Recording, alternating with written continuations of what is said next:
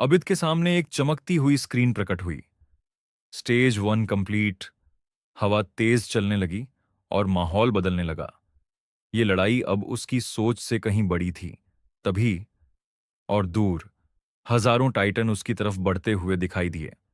अबिद ने अपनी आंखें बंद की और अपनी शक्ति को जागृत किया। अगले ही पल उसने अपनी तलवार घुमाई और एक विशाल ऊर्जा तरंग छोड़ी, जिसने कई टाइटन को एक ही वार में खत्म कर दिया। लेकिन यह सिर्फ शुरुआत थी और तभी जमीन फटने लगी। एक विशाल टाइटन लॉर्ड उसके सामने खड़ा था। उसने अपनी पूरी शक्ति को एक जगह इकट्ठा किया। अबिद हवा में उछला और अपनी तलवार से टाइटन लॉर्ड को दो भाग में काट दिया। अब उसके सामने एक स्क्रीन आई।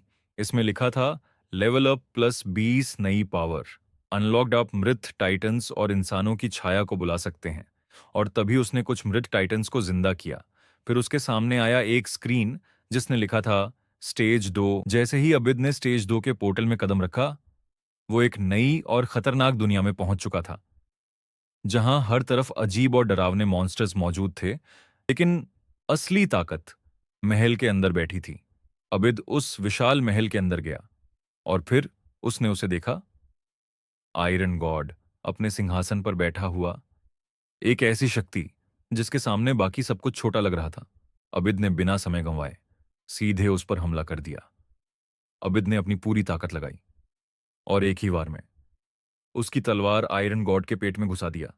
अबिद उस सिंहासन पर बैठ गया। वो अब उस दुनिया का राजा बन चुका है। लेकिन तभी एक रहस्यमयी आवाज गूंजने लगी, जैसे कोई उसे बुला रहा हो। अबिद उस आवाज का पीछा करते हुए महल के अंधेरे रास्तों में आगे बढ़ा और एक बंद कमरे में उसे एक कैदी मिला, जिसका नाम था बेरू। उसने आबिद से कहा, मुझे आयरन गॉड ने यहां कैद कर रखा था। उसकी आवाज में दर्द था, लेकिन साथ ही एक ताकत भी छुपी थी। अगर तुम मुझे आजाद कर दो तो मैं तुम्हारा वफादार नौकर बन जाऊंगा और मैं तुम्हें एक बड़ा राज बताऊंगा। इस महल के नीचे दूसरी दुनिया से लाए गए खतरनाक हथियार छुपे हुए हैं। अबिद ने बिना सोचे उसकी जंजीरें तोड़ दी और बेरू आजाद हो गया। दोनों उस गुप्त रास्ते से नीचे उतरे और एक विशाल सीक्रेट चैम्बर उनके सामने था। चारों तरफ चमकते हुए हथियार तैर रहे थे, जैसे हर हथियार में एक अलग शक्ति छुपी हो। अबिद ने उन हथियारों को हासिल किया और उसकी ताकत पहले से कई गुना बढ़ गई। अब वो अकेला नहीं था, उसके साथ बेरू भी था। और तभी एक और पोर्टल खुला। स्टेज 3।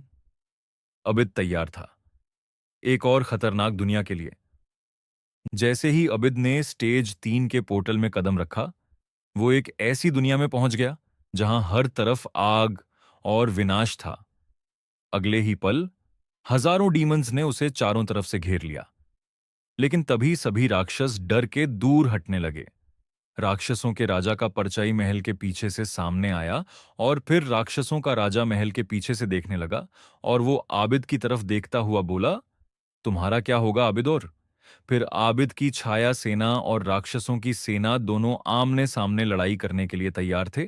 और फिर लड़ाई शुरू हुई और अचानक बेरू ने M249 बंदूक लेकर राक्षसों की सभी सेना को मार दिया। अब मैदान में सिर्फ दो ही बचे थे, एक तरफ अबिड और दूसरी तरफ डीमन।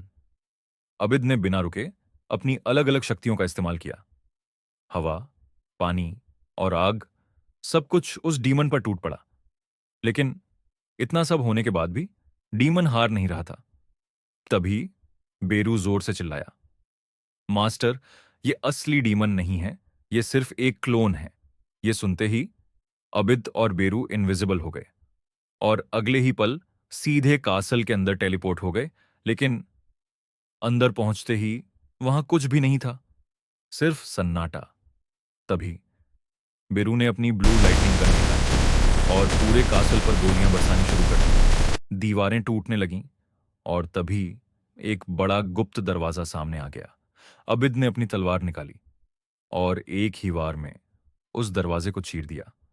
दरवाजे के पीछे असली डीमन मौजूद था, पहले से कहीं ज्यादा ताकतवर अबिद ने धीरे धीरे अपना हाथ ऊपर उठाया और उसके हाथ में काली बिजली इकट्ठा होने लगी।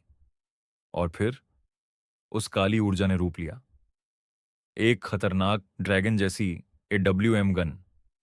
अबिद ने बिना देर किए निशाना लगाया और एक ही गोली में डीमन के सिर को खत्म कर दिया। और जैसे ही सब खत्म हुआ, एक स्क्रीन उसके सामने आई। स्तर 30 तक बढ़ा।